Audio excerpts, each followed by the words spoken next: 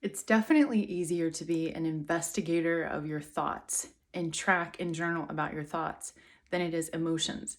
Sometimes it's hard to articulate and discern what all emotions am I feeling right now. And I think that that's a big part of self-awareness, empowerment, and healing is that we learn how to do that. We teach ourselves how to tune into, what emotional frequencies am I holding right now? But a good way to get started with that is to use a pendulum. And here's just a good old simple bullet on a chain from my teacher, Raymond Grace. He says you can take a washer and tie it on a string. You do not have to get fancy with it. But I wanted to talk a little bit about pendulum selection.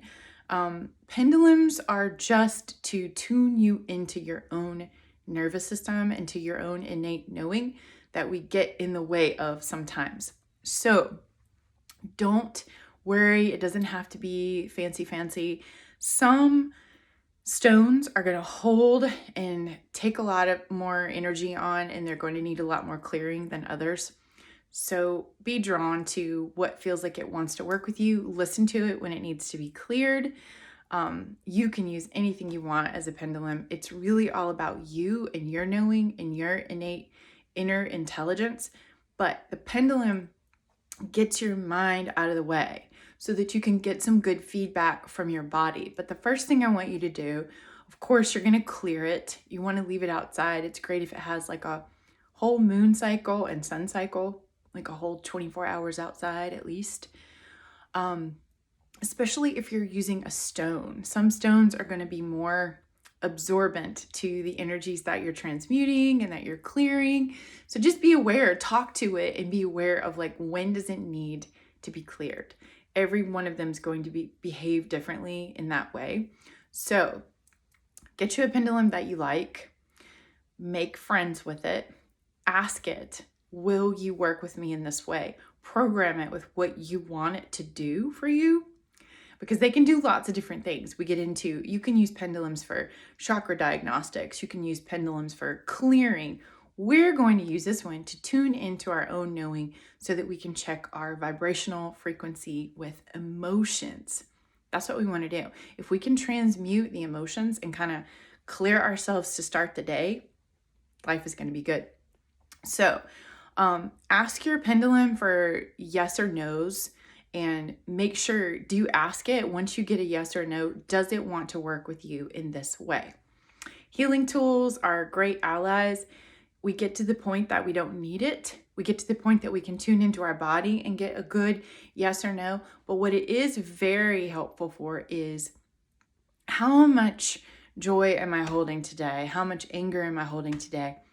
That's a great starting point to assess and discern the emotional frequencies that you're holding in your body. So when you start working with your pendulum, I'm going to give you some sample questions that you can ask when you do your dowsing work. There's also a free little book online course I'm going to give you about how to dowse in the way that I was trained, in the way that works really well for me. It's very, very simple. Don't overcomplicate it.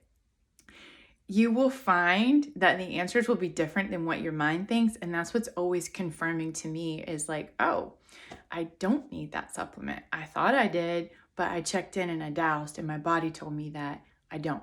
There's lots of different ways to get these answers. You might have heard of kinesiology, muscle testing.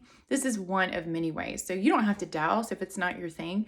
I learned to use a pendulum for chakra readings, but I didn't need it. So I didn't use it for years because I was like, I don't need that. I can feel what they're doing. I talk to them. I know when they need to be opened, because a pendulum can show you, if you don't have the clairvoyant sight, to see like, oh, okay, this one's blocked, it needs to be open. This one's moving backwards, and we'll get into all that. But for now, there's a chart that you can download. You can take that chart, and that's really good because it starts helping you measure frequency. And that's what I want you doing, measuring the energy in your body.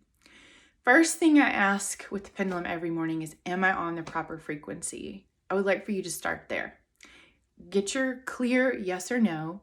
Am I on the proper frequency? Because there's all kinds of frequencies we can be on. If you get a no, tell it and ask it, say, okay, can you please put me on the proper frequency?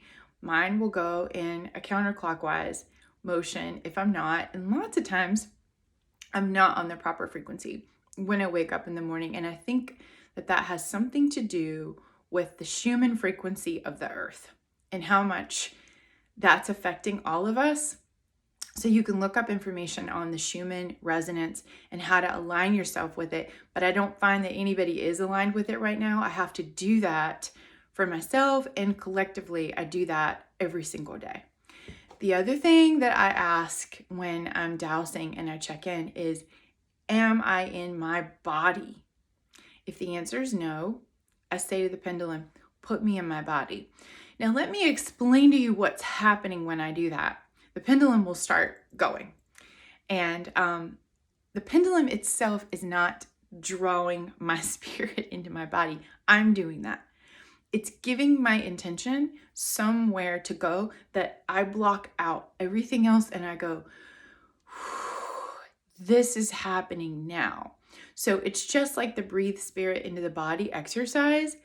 It's just another way of doing it. And I want you to use your pendulum if it feels good to you. If it feels limiting, if it feels in any way constricting, then don't. This is just one way that you can check in with the emotional frequencies in the body. I didn't use a pendulum for decades while I worked with the emotions in the physical body. I would work with them through feeling them with my hands, connecting into them with my third eye and my intuition, talking to them in a medical intuitive way, and looking at them with my sight. So I worked on emotions for years and years and years without a pendulum. You don't have to have it. But if you do, and if you like it, the series of questions that I have for you below that you can download will at least help you get started of asking questions in the appropriate way. The less you can do yes or no questions to a pendulum, the more you can get more accurate readings from your nervous system, from your body. For instance, if you just say, do I hold anger in my body? Well, okay, yeah, who doesn't? That doesn't really give you what you're going for. Get more specific. Just like anything else, working with the pendulum takes practice and it takes time and effort. The more effort and time you put into it, the more it becomes a part of you, and you can douse while you're driving, you can douse while you're talking. I was dowsing while I was talking to you making this video. But what you can do is go, give me the percentage of joy that I hold in my body right now. Oh, 120% of joy. Okay, that's good. I like that. We're going to keep that. Give me the percentage of rage that I hold in my body right now. 0. Okay, I've worked on that one. Give me the percentage of in my body that I hold fear. Looks like about 75%. So I would like to transmute that. Let's transmute it. My pendulum starts going in a counterclockwise direction, transmuting that fear. Okay, so we're neutralizing fear in my body. While that is happening, while the pendulum's doing its thing, and you just want your hand's going to be just like super relaxed, not a lot going on, transmuting fear in my body, neutralizing it. I'm going to let it go as long as it wants to go.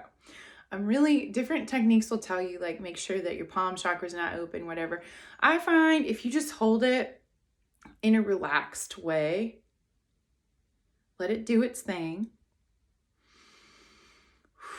it gives me a moment to breathe and just connect in. And when you know it's really doing its work, is like you're not affecting it. You're kind of like, okay, when is it going to be done? Okay, what is the percentage of fear I'm holding now? 0.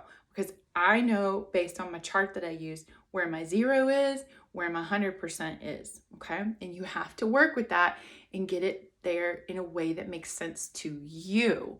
The rules about how other people do dowsing are not important, but you've got to find a system that works for you, that you can measure the energy in your body. Okay, but we're not done. Yes, I've neutralized the fear, but that's all my own energy. What do I want to do with it? What do I want it to be right now? You know what I want it to be right now? Creativity. Yeah. So I ask, can we take that fear and transmute it into creativity? Because all we did so far in the transmutation process is we only neutralized it, and it was like a big lump of clay sitting here between us. I want to turn it into creativity, creative power. How about that one? This gives me a moment to tune into myself. And I think that is the biggest benefit of using a pendulum. But I hope that you will use it to check in with your emotions and give yourself a measurable indicator of what amount of emotions you're holding in your body to see, well, what is your dominant frequency? What are the emotions that you carry by default? This will tell you, and it will allow you to work with them in a much more effective way.